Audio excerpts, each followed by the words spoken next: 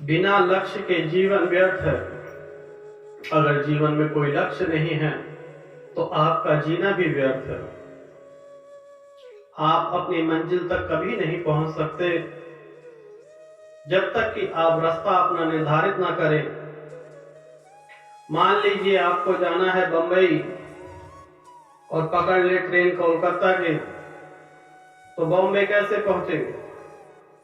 पहुंच तो जाएंगे परंतु कठिन होगा, समय ज्यादा लगेगा। परंतु अगर आप चाहें कि बॉम्बे ही जाना है तो बॉम्बे की ट्रेन पर चढ़िए, तो यह रास्ता सरल है। एक राज्य में एक राजा के कोई भी पुत्र नहीं था। उसे यह चिंता सता रही थी कि उसके मरने के बाद उसका उत्तराधिकारी कौन होगा। उसे सूझा जिस प्रकार से स्वयंवर रचा जाता है, क्यों ना इस बार राज्य का राजा भी एक स्वयंवर से चुना जाए। उसने पूरे राज्य में घोषणा करा दी कि जो भी राजा से शाम के समय मिलने आएगा उसे आधा राज्य उपहार स्वरूप दिया जाएगा। यह बात मंत्री जी को पता चली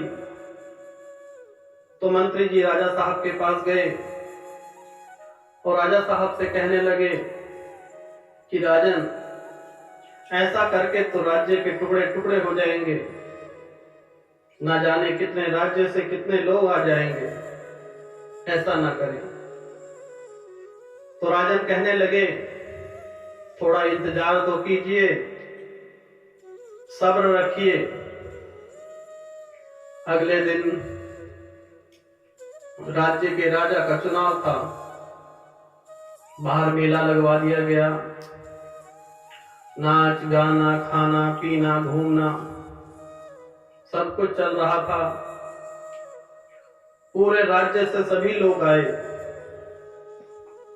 सभी उस मोह माया जाल में उलझ कर रह गए। परंतु एक मनुष्य उन सब लालचों को तोड़ के राजद्वार पर पहुंचा, जहां पर सैनिक भी उसकी परीक्षा लेने को तैयार थे। सैनिकों ने कहा, राजा साहब किसी से मिलना नहीं चाहते।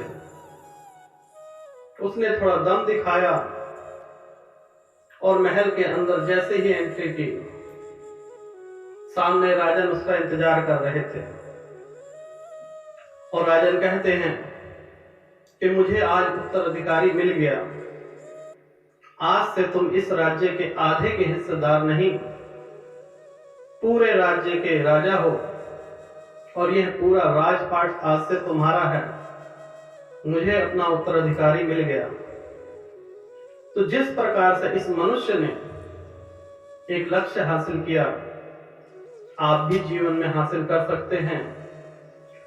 अनेकों परेशानियां आएंगी, अनेकों लालच भी रास्ते में मिलेंगे, परंतु आपका लक्ष्य एक है तो आप कामयाब हो जाएंगे।